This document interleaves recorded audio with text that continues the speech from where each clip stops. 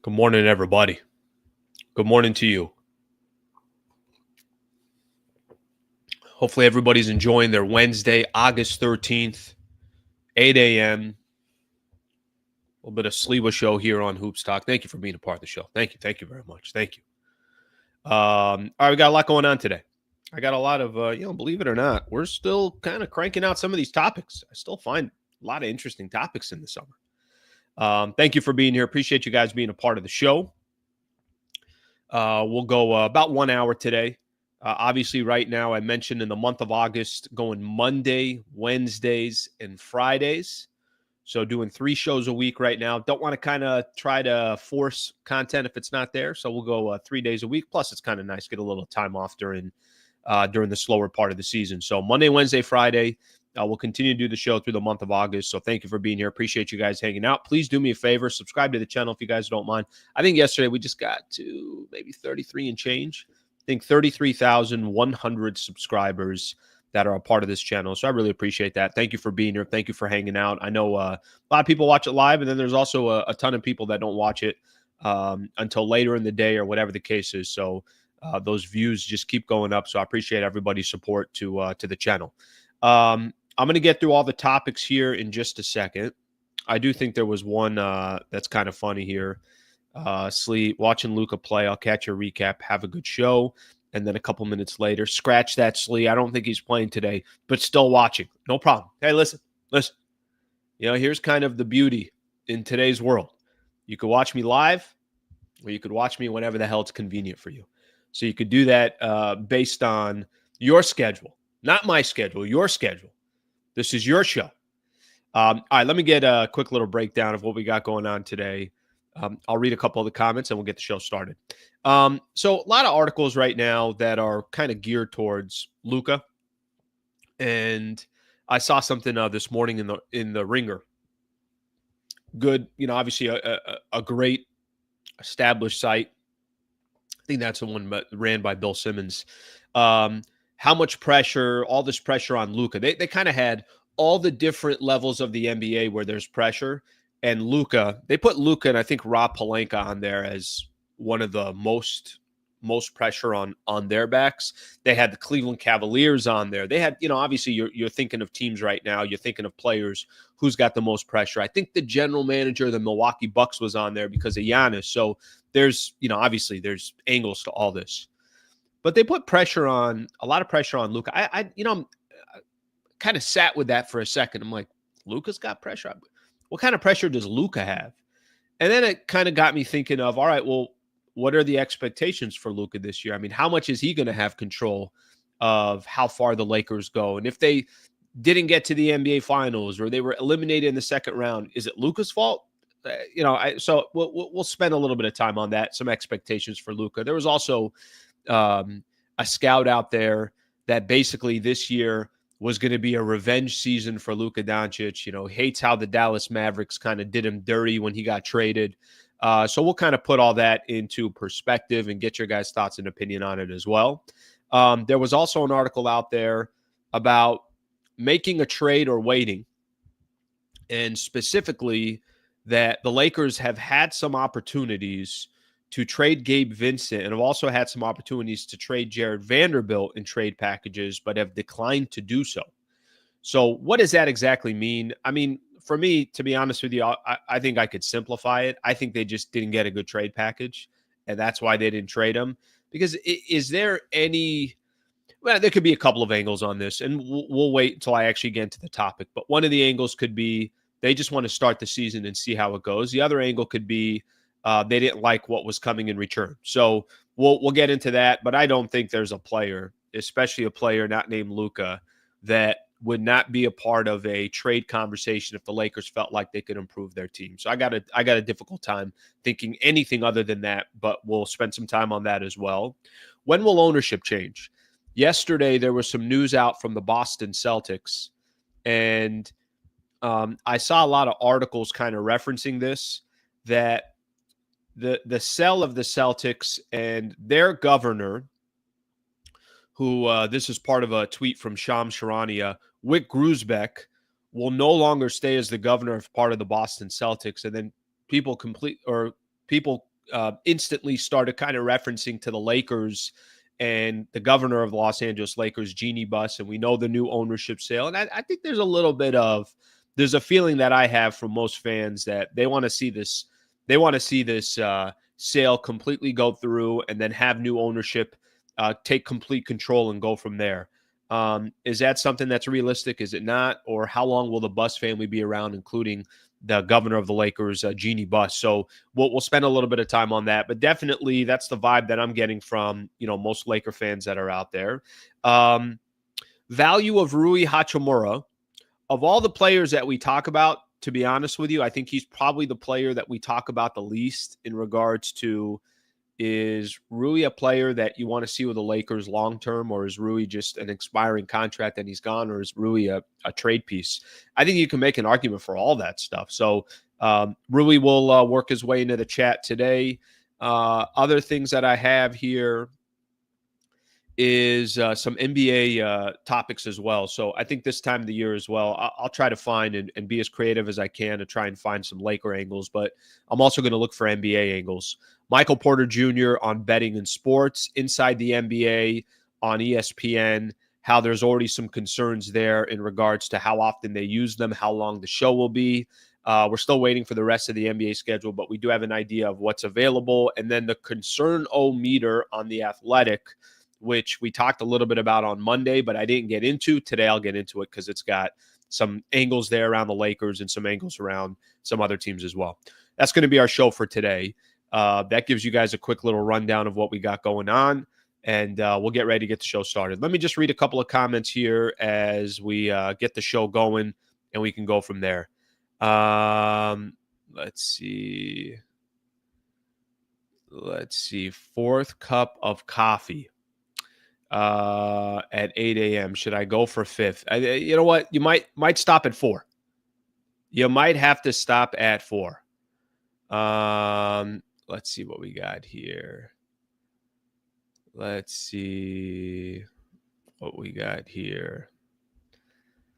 All right. Happiness is not determined by what's happening around you, but rather what's happening inside of you. Most people depend on others to gain happiness, but the truth is it always comes from within. All right. Let's see what else we got here.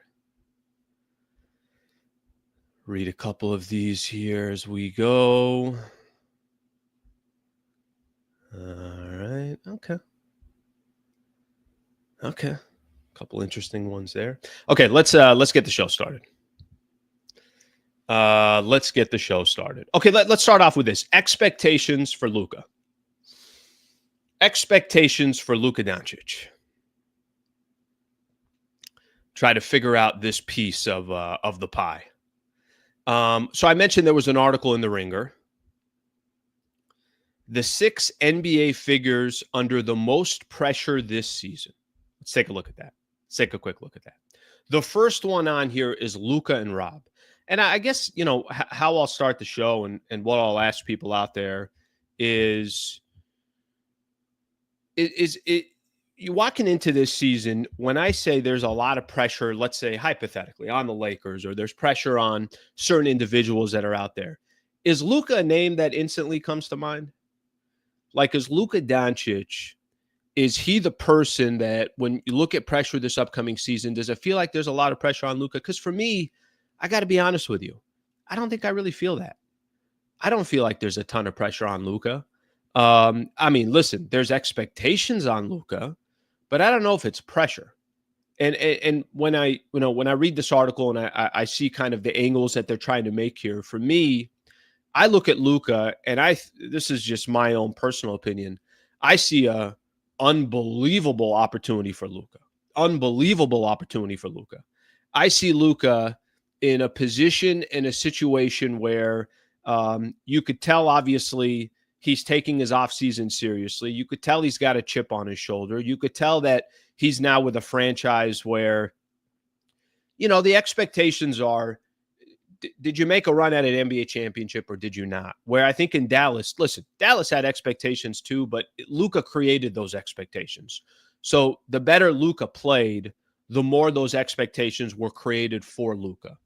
So I think that as we sit here and I look at pressure on the Lakers, there's a lot of people that I could look at that have pressure on this Lakers organization. I don't know how much of it is on Luka. He just signed a new contract. They're in this in-between phase where LeBron is going to be 41 years old by the time we get to January 1st. And, you pay attention as best as you can to what the expectations are going to be this upcoming season. Austin Reeves is in a contract year, and people are going to be saying, hey, can he play with Luka? The question's not going to be, can Luka play with Austin Reeves? You're going to look at Rob Pelinka. You're going to say, okay, what's Rob going to do between now and the trade deadline? I think there are definitely individuals that have pressure. I don't know how much of that is on Luka. Now, listen, if Luka had a bad season, that's a different topic and that's a different conversation. If Luka didn't meet top 5 player in the NBA type of expectations and he's 10th or 15th, that's a different conversation. I think there's a difference between expectations and pressure, because pressure on Luka, I don't think Luka's ever really looked at pressure and was afraid of it or was scared of it or wasn't confident about it. I don't think that's ever happened. I think the main question for Luka is, will he live up to the expectations that keep kind of taking another notch up? And he's already had individual performances that are, unbelievable when it comes to a certain player or individual or whatever the case is. But I do think for Luka, the expectations is more of a conversation than the pressure. I'll tell you my expectations for Luka this year. I'd really, really be surprised if he's not in the MVP conversation this year. I'd be really, really surprised if he's not at worst top 5 in the NBA this year. And you can rank these players wherever you want. You got Giannis, you got, Nikola Jokic, you got Shai Gilgeous-Alexander. How is Luka not in that top 4 conversation? Maybe there's another player we're not talking about. Maybe another guy has a standout year. Certainly there are a lot of talented players in the NBA. Maybe guys that we didn't think are going to be all that healthy are healthy, whatever the case is. I'm talking about guys like Joel Embiid or something like that. Just throwing some names out there. Maybe Anthony Edwards just completely goes off this year. Maybe Devin Booker takes his game to another level. However you want to describe it and explain it, but I don't really see pressure on Luka. And I don't think pressure is something that I'm concerned about when talking about Luka Doncic. What I will say more than anything else, and I think this is obviously important to point out, I do think that looking at Luka, he's going to have unbelievable expectations. People are going to expect a lot from him, but expectations, I think, is different than pressure. I think the pressure is going to be on Rob Pelinka. I think there's going to be pressure on Austin Reeves. I think there's going to be pressure on DeAndre Ayton. I think there's going to be pressure on Marcus Smart. Maybe to a degree, maybe some pressure on LeBron. But to be honest with you, I'm not really even sure how much pressure is on LeBron. He's in the final year of his contract. He's kind of done absolutely everything he can in his career. He'll be going into his 23rd season in the NBA. There's a lot of pressure on other players and other people in the front office. I don't know how much of it is on Luka, but my expectations is Luka's going to be, one of those guys, period. I mean, no other way to put it. He's going to be one of those guys, and I think that's what you got to expect from Luka Doncic coming up this season. And I think those expectations are fair, and I think those expectations don't really mean pressure. I think just Luka's got to be himself and take his game to another level. There was a quote here that I think is interesting. There's an anonymous scout. I know this is kind of how the league works, but typically a lot of these executives or scouts or insiders, some people won't attach their name to it. A scout told DallasHoopsJournal.com, man, he looks incredible. He's quicker and more explosive. He's getting by people more easily. I think he's on a mission. I think he's going to win MVP and the scoring title next season. He wants to get revenge on Dallas for basically fat shaming him. I'm not 100% sure what his motivation is. Maybe the motivation is the Dallas Mavericks. Maybe there's other motivation that he has. But to be honest with you, his motivation just needs to be being the best version of himself at age 26. That's it. He's not, technically he's still a couple years away from his prime. Maybe he's walking into his prime right now, but I know they usually say your prime is 28 to 32 when it comes from an NBA perspective. So, as I watch Luka and as I, kind of see what I saw from him last season as a Laker in that short amount of time, I definitely don't think he was the best version of himself. There were definitely times where I was disappointed in Luka's play. If I'm going to be completely honest with you, definitely there were some times where it's like, listen, conditioning wise, closing games, I'm like, no, I know there's a better version than Luka. I think we're going to see it this year. The whole revenge on the Dallas Mavericks, I kind of hope that a little bit has turned the page, because I think if you're trying to prove that front office wrong, or you're trying to, get back at the Dallas Mavericks, man, screw them. Who cares? Whatever happened in Dallas happened in Dallas. Hopefully he's over all that and he's ready to just kind of move on to his next chapter with the Lakers, and that's all that matters. Okay, let's take a look at some of the comments here as we keep going, and we get here. We got an update here. 43-40, halftime at Slovenia, or not at Slovenia, but Slovenia playing. But I think somebody was telling me Luka's not playing. So let's see what we got here. Luka's going to have career all-time highs this year, I believe. Okay. I'm with you. I really, really think that there's definitely going to be one of those years for Luka where we'll look back and be like, all right, hey, this was his coming out party for the Lakers. He's had his coming out party for the Dallas Mavericks. He was phenomenal for the Dallas Mavericks. Nobody's ever going to question that. Nobody's ever going to question that. They really, really won't. But I think the question is going to be, obviously from Luka's perspective, it's going to be in a different jersey. It's going to hopefully lead to winning. I was having Trevor and I were having a conversation. I think it was about a week ago or so. Part of the conversation that we were having, and there was a little bit of this that is kind of it's good to keep in mind. Part of the conversation we were having about Luka was just kind of I guess when the season settles, are you winning or not? And I don't think Luka is going to be looking for individual numbers over team success, but I think the two will come together. So I think looking a little bit at that is a good way of doing it. Let's see what else we got here. I'm trying to see some of the. Let me see. I want to see a couple more of these comments here as we sit here. I believe Luka in his prime now, and after 30, he's going to slow down. You could make a case that would happen just based off of that could happen, right? Just because of, some of these guys, I'll tell you what, there's only one LeBron. So you have no idea how long LeBron's going to be doing this for. So we'll have to wait and see. We'll have to wait and see how that happens. But I want to get that in because I think, that article saying there's pressure on Luka. I think for me, there was a little bit of, pressure on Luka. How about pressure on some of these other players? I mean, how about pressure on Rob Pelinka? How about pressure on Austin Reeves? I mean, I could sit here and tell you, Austin Reeves, there's a lot of expectations for him this year, especially in a contract year. He's got to also show that him and Luka can vibe together. Hopefully he's a little bit better on the defensive side. I'm not going to hold my breath on that, but, hopefully that's the case. What else we got here? Oh, and then the Pelinka piece of it. The Pelinka piece is all going to be about, can you put together a competitive roster? And frankly, I've said this before. I think Pelinka's done a good enough job so far this year with the Lakers, at least in the summer. But the question really is going to be, what is he going to do by the trade deadline, and how is he going to balance LeBron and Luka together? Those are going to be the questions.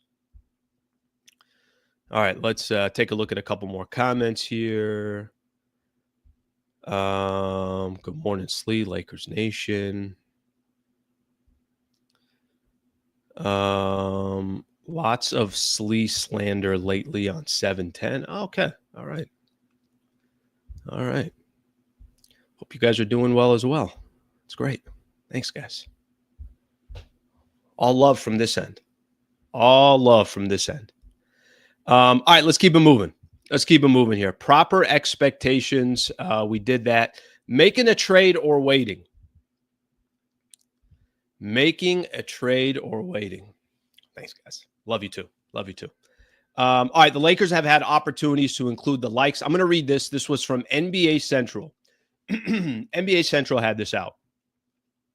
And this is a tweet that I want to read. And this is Sean Devini. Sean Devini, I saw this. I think it's a part of heavy.com. And if I'm even, let's see what he's got here. NBA insider and content editor for heavy.com. Yeah. So let's talk about this here real quick, because I think this is a interesting conversation to be had. I'm going to read this quote, and this is in regards to Gabe Vincent and Jared Vanderbilt. Still, the feeling around the Lakers is that the team is pretty much set as it is, and that no major trades are forthcoming until the season gets rolling. The Lakers have had opportunities to include the likes of Gabe Vincent and Jared Vanderbilt in trade packages already, but have declined to do so. All right, so what does this mean? Let's kind of break down exactly what this means. Let's break down a couple. Let's kind of do our best here to. We don't know the backstory of all this, so we're going to do our best to just try to get in the minds of the Lakers front office. And I'll take this report and we'll go from there. Do you think there was a trade out there that the Lakers really wanted? And they thought, because there's two scenarios here. Either the Lakers have just said, listen, we're going to run with the team we have. We don't want to make any trades right now. We're going to wait till the season starts. And then once the season starts, we'll figure it out. We want to see what we have up until January 1st. And once we get to January 1st, we're going to know the trade deadline's about 5 weeks from there. That's going to give us a really good idea of the type of team that we have. And maybe, just maybe, guys like Vando, his impact is a lot more than maybe we expected coming into the season.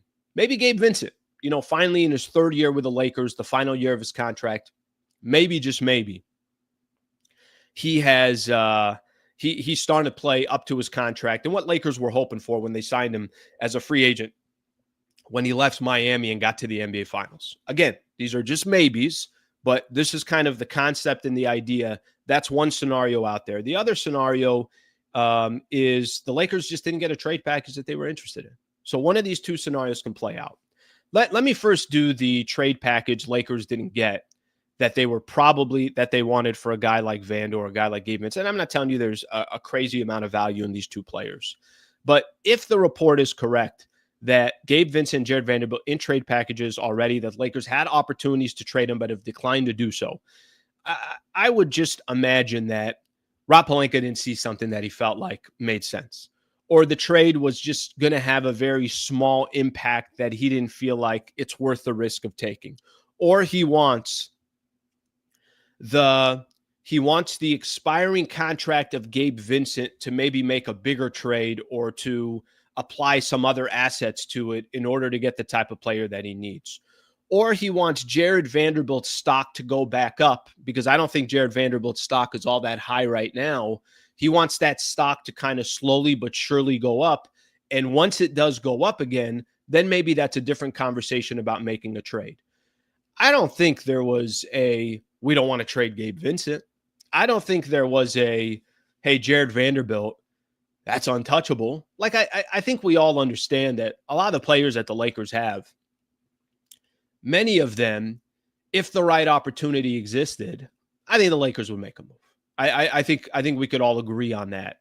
But I do think there's more to it than just, well, they didn't trade one of those two guys, or maybe people read this article, or as I'm kind of breaking down this topic, maybe people are saying to themselves, like, how would you not trade Gabe Vincent?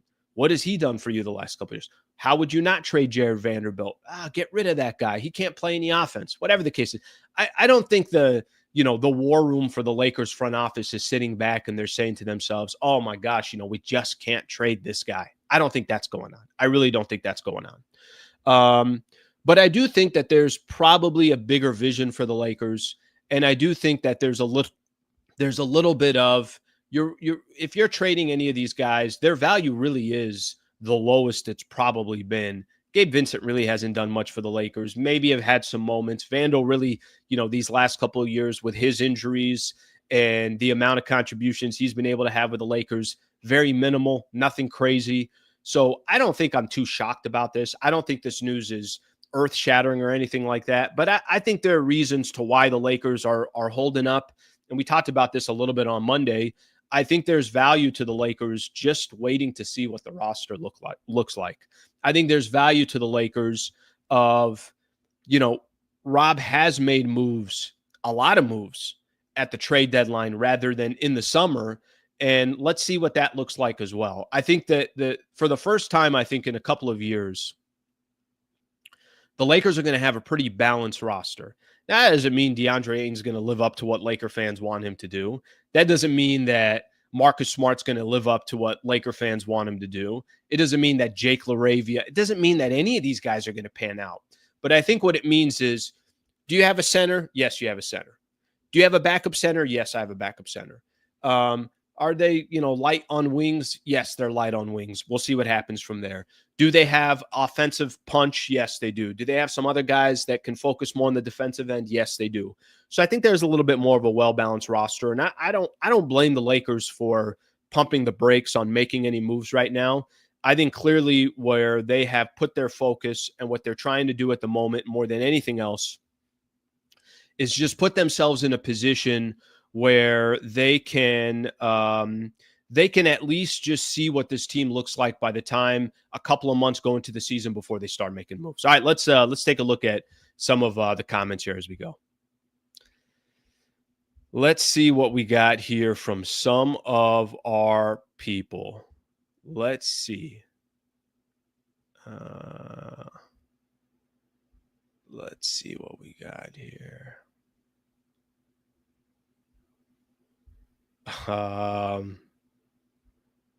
Let's see what we got here. Until the season gets rolling is interesting. Until the season gets rolling, it's interesting. Yeah, I think so. Yeah, I don't disagree with that. I do think until the season gets rolling, there's going to be a little bit of, trial and error. What's it look like? What's it look like? And I've said this before. I've said this before that if hypothetically the Lakers walk into the season, and I think a lot of people think that they're going to, if they walk into the season with this, with this exact same roster, it doesn't mean that's the roster they're going to have by the time they get to a playoff push or by the time the end of the trade deadline. I don't think that's going to happen. Let's see what we got here. Jake is untradeable. Yeah, I don't know about that one.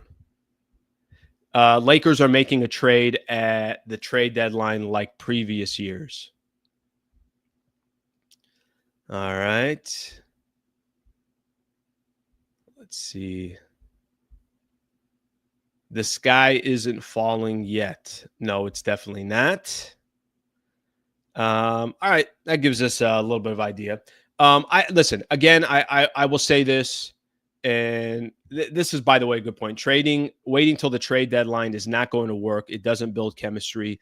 I don't think you're wrong there. I do think that, but let's put it this way. I think that the Lakers have such a, what are we going to do in the next year to 2 years in mind? I think they're okay with, if there isn't a trade to be made that's going to make them a championship contender, I think they're going to wait. Because I think what they don't want to do is chase their own tail. We've seen the Lakers do this.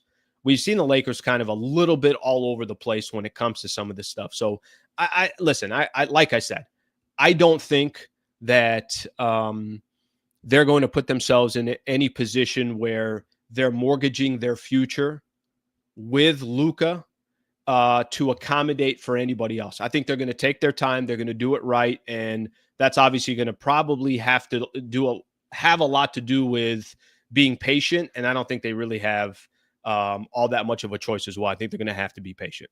Okay, let's keep rolling here. Let's keep rolling here. I saw this, and I think a lot of people saw this as well. But I don't think you're wrong on the chemistry thing. I think the chemistry thing is right. I don't think you're wrong in that, but I think that's just kind of the price of doing business for the Lakers. Enjoying a nice cup of coffee here, guys. Sometimes you just got to have a nice cup of coffee. All right, let's get into this next topic. So you guys saw this. Something happened yesterday that I think sparked some things around the Lakers. At least, articles were written about it, and then people were wondering if there's a similar, hypothetically, a similar path for the Lakers. Shams put this out yesterday. So we all know that the Boston Celtics sold to new ownership. Wow, how about that? How about within a span of a year? I think it's a span of a year. The Boston Celtics and the Los Angeles Lakers both sold. I mean, if you really think about that, to have two franchises like that, I do think the Lakers are a bigger franchise, a much bigger franchise, to be honest with you. And frankly, that sales price says everything. But how about those two franchises both selling in the same year? The people out there that are saying like, oh my God, I can't believe the valuation for the Lakers was $10 billion. Guys, it's the Lakers. How often are the Los Angeles Lakers going to come available? Last time they were available was, I think, 79 is when Dr. Jerry Buss bought them and the Buss family. Teams like franchises like this don't become available very often. And if you're someone with unbelievable deep pockets and, you obviously can go out there and purchase a franchise like the Lakers, just do it and figure it out later. And obviously, the Guggenheim Group have plenty of money, so this is a long-term investment for them. But yeah, just think about that. The Cowboys, the Yankees, the Lakers, Manchester United, Barcelona, Real Madrid. There's certain international brands that just are not going to become available very often. So Boston and the Lakers sell in the same year. Let me read Shams Charania put this out there. Wyc Grousbeck will no longer stay on as governor as part of the Boston Celtics. Read that again. Wyc Grousbeck will no longer stay on as governor as part of the Boston Celtics $6.1 billion sale to Bill Chisholm. Sources tell me and Ramona Shelburne. So Ramona and Shams reporting that. Plan had been for Grousbeck to remain through 2028. Chisholm assumes governor title, and the transfer will be finalized soon. Okay, why does that tie to the Lakers? Why does that mean anything? I'll tell you why it means something.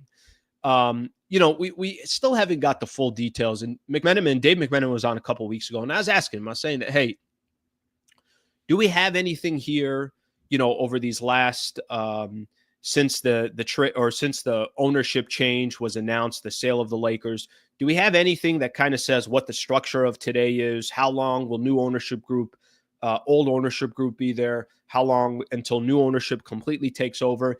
And I think, honestly, there's still a lot of questions out there. And I think the reason why people were tying this news into the Lakers is I think part of the question was, how long will Jeanie Buss remain as governor of the Los Angeles Lakers? I will say this, and I was reading this article. For one, a party must hold at least 15% stake in the franchise to be a governor of the team. And from what I understand, the Lakers family will have 15% ownership as, obviously of the Lakers, even though eventually leaving the Buss family with roughly a 15% ownership stake in the Lakers. So something to keep in mind there. And then the other piece of this is, so if Lakers have 15% ownership, then technically Jeanie Buss can remain as governor.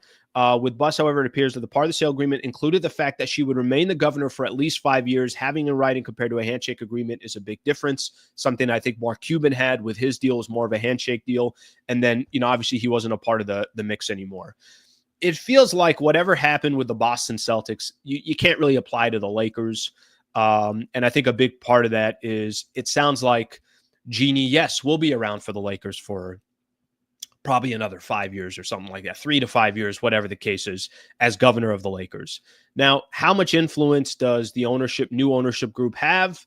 We'll have to wait and see. Right now, it sounds like it's just kind of business as usual. Let me read one more piece of this because there was another article that I was reading. Dan Weike of the Athletic, used to be the LA Times. Dan Weike put out there. I'm going to kind of scroll down here.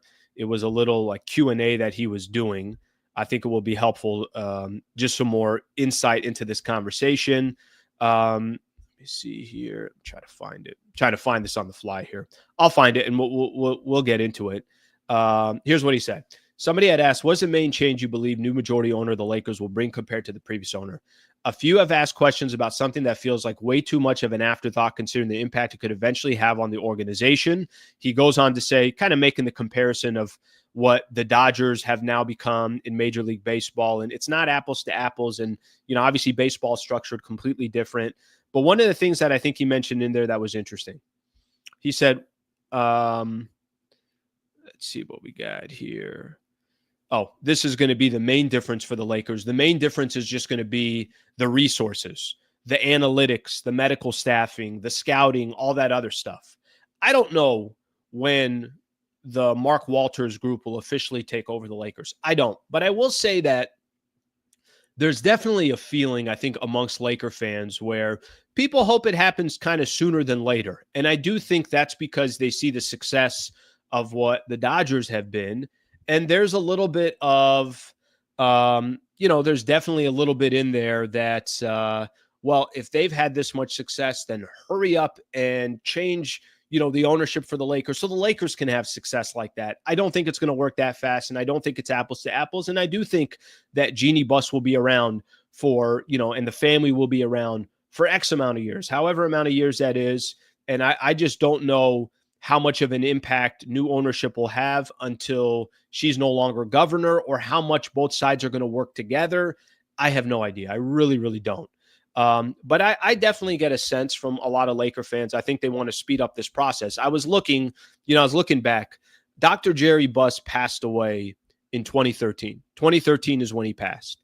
And so the first year that without Dr. Jerry Buss, that the Lakers and the family and Jeanie Buss, and at the time Jim Buss, and obviously the entire crew, Mitch Kupchak was the general manager at that time. If you look at what the Lakers have accomplished since Dr. Jerry Buss passed, Dr. Jerry Buss passed in the middle of the 2012-2013 season. He passed away maybe January or February of 2013. Since that following season, let me just kind of break down what the Lakers have done from the 2013-2014 season to 2025 or 2024-2025. So it's about 11 years without Dr. Jerry Buss. And again, this is the greatest owner in the history of sports, in my opinion. So living up to those expectations is just not fair, and it's probably not going to happen. Lakers have one finals appearance and an NBA championship. Yes, it was in the bubble, but don't tell me that wasn't a championship quality roster. I don't know what would have happened if we didn't have COVID, but I know they would have had a shot to win an NBA championship. They got one finals appearance and a championship. They got 4 playoff appearances and 1 trip to the Western Conference Finals. That's kind of in the mix there. And they also have 6 years of not making the playoffs.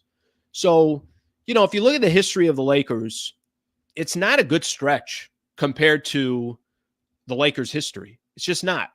So I think there's, obviously there are fans out there that say to themselves, man, I hope that happens.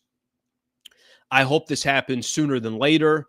A lot of that has to do with who the new ownership is taking over. And I think some of this also has to do with what have the results been for the Lakers since the Buss family officially took over for Dr. Jerry Buss. So something to keep in mind in regards to all that, and hopefully that adds a little bit of context as well. All right, let's take a look here. Let's see what we got here. Those 6 years were rough. I think it was 5 in a row, and then another year that was the Russell Westbrook year, if I'm right about that. Let me actually double. 1, 2, 3, 4, 5, 6. Nope, I'm wrong. 7 years of not making the playoffs in that stretch. 7 years.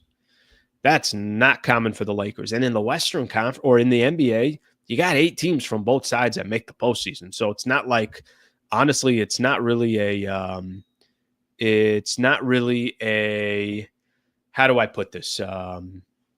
How do I put this? It's not really a challenge to just make the playoffs. Making the playoffs is not. That's not. That shouldn't be a. That shouldn't be a accomplishment. So something to keep in mind in regards to that. All right, let's see what else we have here. Slee, just an FYI, the Rams are right behind the Cowboys by one. I think that means one bill as most valued franchise. Yeah, I mean, the Rams have. I don't really think the true value of a franchise until you put it up for sale. Because I can hear all of that, but the reality is until a franchise actually goes up for sale and it becomes a bidding war for the Dallas Cowboys, the Rams have obviously built something, and they have the fact that they own their stadium, the fact that, Kroenke has invested as much as he has, the fact that you got all these other outside of the NFL opportunities at that stadium at SoFi. I think that obviously creates a lot as well. So certainly a lot of value there. I'm just saying if that franchise went up for sale, the Dallas Mavericks, the Dallas Cowboys, I don't think it's going to be a comparison. Okay, let's see what else we got here. And the NFL is just a beast, just an absolute beast. Let's see what we got here. The thing that turned me off on Jeanie was I felt that she badmouthed AD at one point after the trade, bringing up his request for a center. Yeah, that was a weird moment. Not gonna lie. Not gonna lie. That was a little bit surprising. I did not see that one coming. If that one makes sense, I didn't see that coming. But I think for me, I haven't had an issue per se with Jeanie Buss. I think initially, obviously the family dynamic and trying to figure things out. At the end of the day, I do feel my biggest issue with the Lakers is I feel like they've been chasing their own tail for a while now. And hopefully that structure kind of changes with new ownership. And I think just putting resources into places, go try to get the best president of basketball operations, go try to get the best, head coach in the NBA. And I think for the Lakers, sometimes what they've done is they've made it too family oriented and less business. Sometimes you got to separate business and family, and I don't think the Lakers have done the best job at doing that. All right. Let's keep things moving here. I'll get some more of those comments. We can hit on more of those comments. Rui Hachimura, future with the Lakers. Is it just me, or does it feel like for a player that is, pretty involved with the Lakers, has been there for the last couple of years, has been a part of some playoff runs for the Lakers, I feel like Rui, I don't know if I have a full grasp on how people feel about Rui Hachimura, at least from a Laker fan perspective. I feel like some people say Rui's a really nice player. This is a big season for him. If Rui can have a good season, then maybe the Lakers will re-sign him. And then I got other people that I feel like, Rui just a part of a trade. That's it. He just got to be a part of a trade. I got some people that like him in the starting lineup. Some people don't. Rui, I feel like, is just kind of his own complete question mark. I mentioned Dan Weike in The Athletic had some different questions that were out there. And I think one of the questions, and this kind of sparked my topic, what is going to happen to Rui Hachimura after his current contract? This was one of the questions on there. I'm going to read what Dan Weike said, and then I'll give my opinion as well. He said, Hachimura to me represent a lot about what the Lakers have done right in terms of IDing an undervalued player and molding him to a useful piece while also showcasing some of their weaknesses. And he does a lot of that stuff that should shine alongside Luka. So basically, I think the point that Dan's trying to make is Rui can have some success with Luka. We were, I don't know what it was, maybe a week ago, a little bit longer, we are trying to make an argument of who should start, who should come off the bench. And I think in a lot of that time, that was being brought up of who should start, who come off the bench. One of the reasons why I didn't want to have Rui come off the bench, this is just my opinion, is I think Rui's best value is going to be there when there's attention on other players, when there's attention on LeBron, when there's attention on Luka. I don't think you want to create a scenario where Rui is one of the focal points or run something through Rui or anything like that. I just don't think that's part of Rui's game. Now, maybe I think Rui is more, hey, there's so much attention on Luka and LeBron. I get open looks. I get a chance to get to the basket. I get a pass from Luka. I get a pass from LeBron. I get an easy bucket. I think that's where I think that's where Rui has a little bit more of his value. But I do think at the same time, I do think there's a little bit out there where you always feel like you didn't get enough from Rui. And I think that's safe to say. I think for Rui, I would always do these post-game shows, and I say to myself, we'd have 2 games in a row where Rui was, you'd have 2 games where you forgot Rui was on the floor, and then you'd have a game where it's like, damn, Rui had a really nice first half. He went 7 of 9 from the field, ended up with 14 points and 7 rebounds, and you're like, I felt his presence today. Or maybe he had 20 points in the game, whatever the case is. I think it's going to be interesting what the Lakers do with Rui. I still think that I think they would like to keep him, but I think that they also know that there's no player on this roster that they would keep just to keep. I think that, there is a world where Rui could be a part of the future of the Lakers. There is a world where Rui has value, but I also think there's a world where the Lakers are like, yep, we're not going to stop on making this trade because Rui Hachimura is part of the deal. So Rui's got a kind of interesting spot, I think, in Lakerland. And I think he's got an interesting spot in regards to, obviously his value on the team. And I think people's fandom of Rui is a little up in the air. I think there are times where they're like, hey, Rui had a really good night. And then there are other times it's like, okay, hey, there's Rui Hachimura.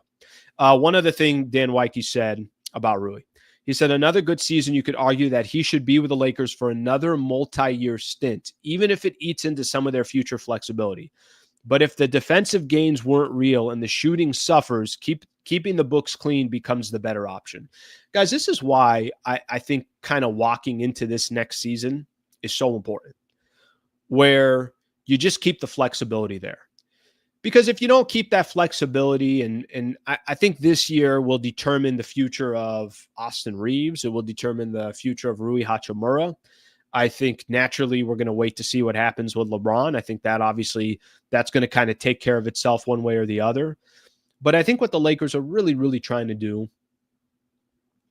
can we make sure if we have contracts that are on the books, that we just make sure that those contracts they're fair, that they make sense, that this is obviously something that the Lakers aren't hand tying themselves or anything along those lines. So I think that's going to be the big thing, and we'll obviously have to take it from there. We'll wait to see, and I think the Lakers, it feels like a little bit more patience, a little bit more structure from that perspective, and we'll see how much that comes to play once the season starts. All right, let's take a look here. Let's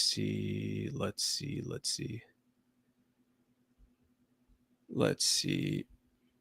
People are acting like Rui was supposed to be our savior, but in fact, he was just a quality piece added to a team.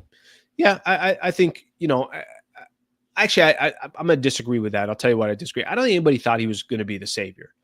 I think people just thought, when he signed that deal, the 3-year, Lakers in the same summer signed Rui Hachimura. I think they signed Austin Reeves, and I want to say they signed D'Lo. I think they signed all those guys in the same year. And I remember when I was doing radio, Brian Windhorst came on the show, and Windhorst said the deal he's most concerned about was Rui's deal because he's, it was a healthy contract, $17 million a year. And it was a 3-year deal, $17 million a year. And maybe that wasn't the same year as Austin Reeves. That might have been Gabe Vincent, D'Angelo. I can't remember off the top of my head. But I know this. I know that when Rui signed, it was like, hey, that's good money for Rui Hachimura. And will he be able to live up to some of those expectations? I don't think he's a savior, but I think he's supposed to be an important piece that plays a role. And at times he's done that. Other times he hasn't. So it is what it is in regards to that, but that gives kind of a little bit of an idea from there. Let's see what we got here. On every team. Okay. Let's see what we got. I just seen a comment. Rui could rebound, defend more. Look, that's I do agree. I think that's how a lot of people view from that perspective. That's how I think a lot of people review it. All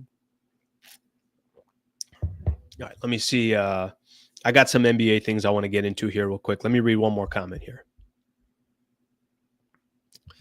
I like Rui, but he's just too inconsistent. You don't know what you're going to get from game to game.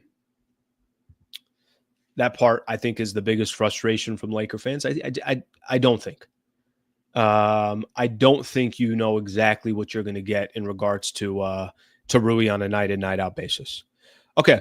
Let's keep things moving here. I got some NBA topics that I want to get into, and I'm just going to give everyone Michael Porter Jr. on betting and sports inside the NBA on ESPN. Some concerns there, waiting for the rest of the schedule, and then I said that article in the Athletic about biggest concerns right now around the NBA.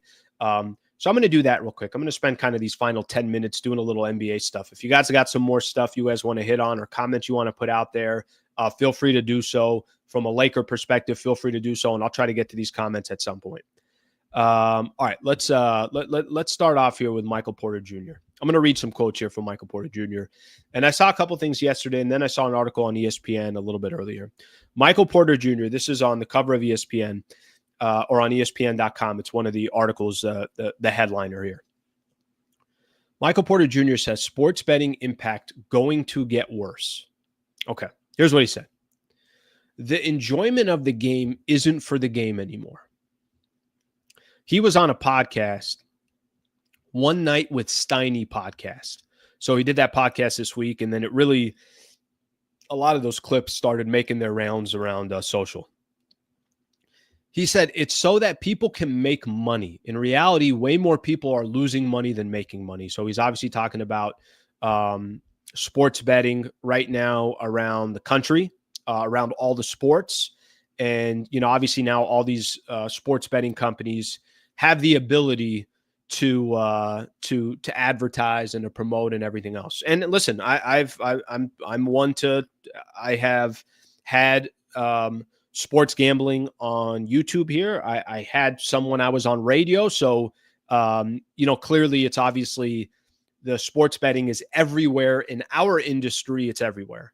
Obviously people know that his brother was banned from the NBA in 2024 for his role in a gambling scheme. Jonte Porter admitted in court in July 2024 to removing himself from 2 games during the 2023-2024 season to benefit associates who had bet on the under in his statistics. He said the scheme was designed to pay off gambling debts. Desperate times, desperate measures. You can say that. Here's another quote that came from Michael Porter Jr., who obviously got traded from the Denver Nuggets. He's now part of the Brooklyn Nets.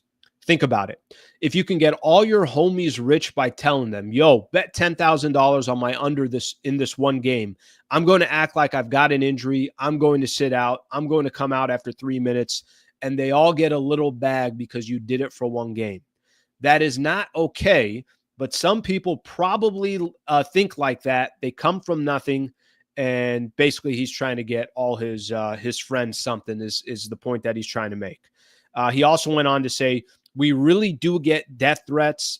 And he's talking about how so many of these, bettors now, so many people are sitting there and they're gambling and, they're obviously depending on one player and the player to get the over or the player to get the under or whatever the case is. He said the whole sports gambling entity, it's bad and it's only going to get worse. Okay, here's what kind of opened the door on a lot of this stuff. What opened the door is once the league started allowing sports gambling, and listen, I don't think it's going anywhere. I think, obviously it is a part of, if you watch sports these days, it's just impossible to not see something from DraftKings or Prize Picks or Underdog or whatever, right? Like you name whichever one that it is, and they're everywhere. And they're not only during live sports, but they're also during podcasts and they're on radio and TV and every other outlet that you can possibly think of. This isn't going to be the first time that money will overrule what you think is, right or wrong, or the first time that you think, is there a control to this? What is the proper control? One of what Michael Porter Jr. was saying, and he said was one of the solutions. He says he believes sports betting should be restricted to in person, not online, and only in Las Vegas. Basically, if you're going to bet, you got to really kind of go out of your way to go make a bet. And maybe that's the best way to kind of control it. And right now it's probably way too easy to just get the app and then you're betting. I would say this. I would say that we're probably going to see more and more of this from players. And we're probably going to see more and more of this in the sport, where there are individuals that get tied up in this stuff. And maybe somebody decides, hey, like you could tell Michael Porter Jr., his brother, was probably in some desperation mode. He has a gambling debt, and he thought, this is the way that I'm going to clean and get back to zero and keep things moving. That's a dangerous game. And I'm not sitting here to tell you that I have a solution for it. And I'm not sitting here telling you that, the only thing that I wish was a little bit more, you got to have in the messaging, you got to have something along the lines that just to make sure that you're doing this responsibly. If I use alcohol as an example, anybody can go out there and go grab and drink as much as they possibly can. That's not a good thing, right? That there is what is the drink responsibly or something along those lines. I think people are going to have some type of addictions. I think people are going to have problems. I think the one thing that maybe you can do is the constant reminders of, hey, if this is becoming an issue, here's how you can get some help, or make it a little bit more difficult for that person to bet or something along those lines. I think all that has to be highlighted more. But I think what Michael Porter Jr. is saying more than anything else is like players betting, players influencing games because of bets, that's going to be a bigger issue as we go, and we'll see what the leagues do about it. I don't know what the leagues are going to do about it, but clearly they want to pretend like nothing's wrong, and they want to pretend when a story like this comes out, they want to sweep it under the rug as fast as they can, because you can't lose the integrity of the game. I mean, if you start losing the integrity of the game, you just don't have a game. You have an exhibition, you have entertainment, but you don't have competition, and you obviously can't have that. The risk in that is just way, way too high. Imagine a playoff run. I'll paint a picture for everybody.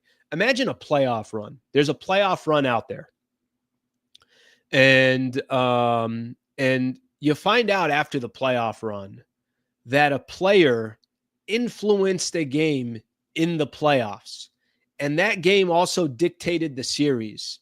And maybe that series was in the Western Conference Finals, or even in the NBA Finals, even in the first round of the playoffs. It doesn't matter. Imagine that story eventually comes out, that this is a high leverage game. Everybody was watching it. The ratings were through the roof. And oh, by the way, there was a player out there that was trying to kind of dictate the game based on some bets. What happens when that story comes out? What happens when we have one of those stories? And, what happens from there? How does the league respond? How does everybody respond? It gets into some messy water. Let's put it that way. It definitely gets into some messy water. NBA will be looking at MPJ all season like this. This is why sports betting should be banned, or this is why sports betting should be banned. Players, refs involved. Okay. Let's see what else we got here. Let's see what else. Yeah, listen, and I'm not going to tell you that I'm not going to tell you that, I'll tell you guys right now, I have definitely, no question about it, 100% been in contact with different these obviously these sports sites about the channel. I think that there is, you kind of, to be honest with you, be a little bit crazy not to. Now it's up to you to be responsible and to remind your listeners to be responsible when they're doing it. It's up to you to also, hold your own integrity and everything else. But it is all over the place. Everywhere you do look, that exists. No question about it, it does.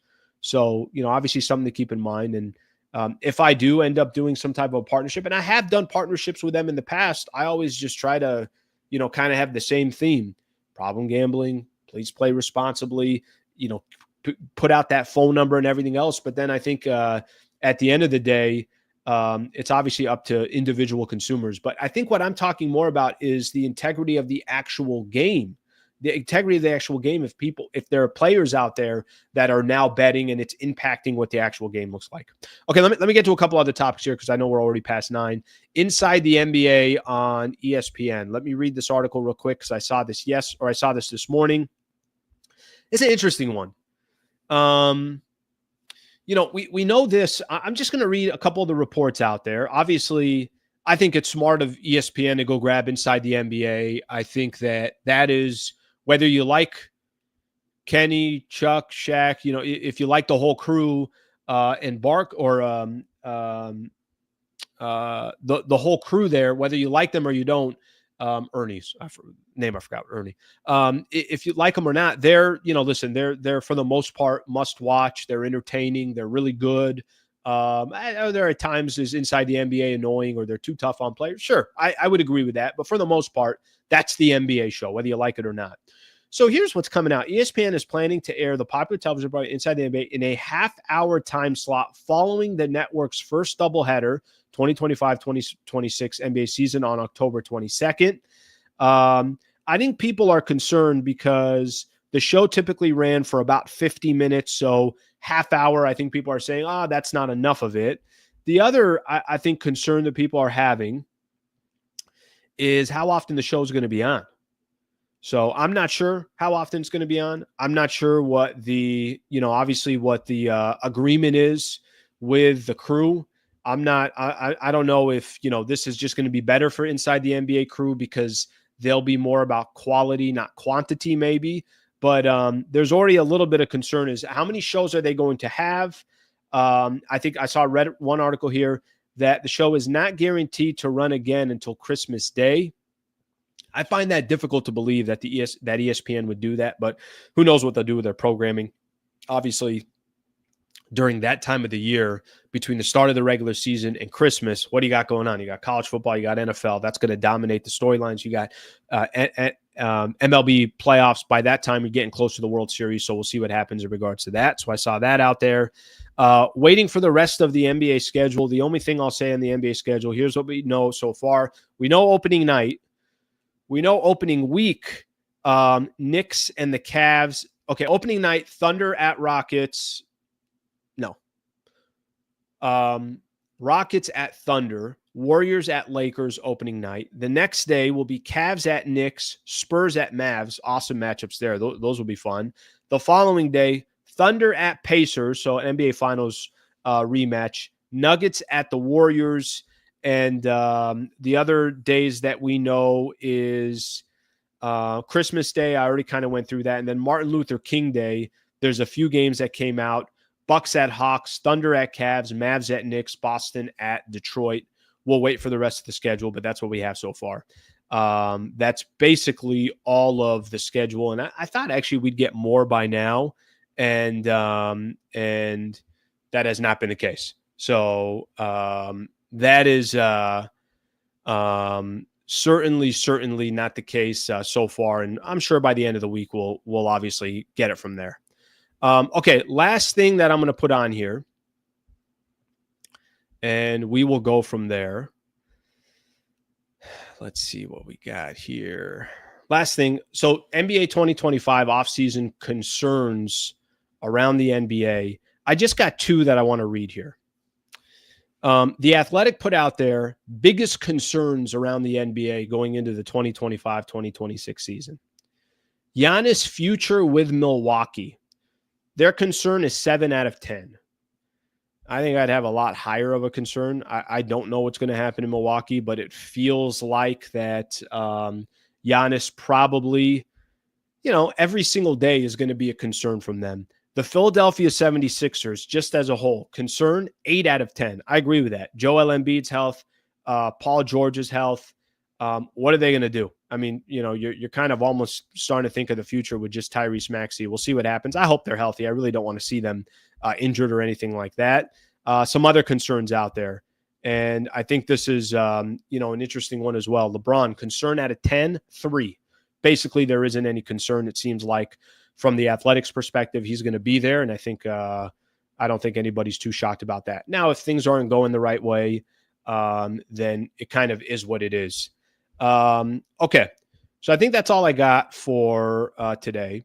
But guys, can I point something out here real quick? I want to just kind of briefly address this. Some of you guys had mentioned there was some slander on 710. Guys, I'll be completely honest with you guys. I don't care. I really don't. And I don't need slander about 710 on here. I don't. So the chats that are on there, and I know you guys are just here supporting me, showing love. I got all love.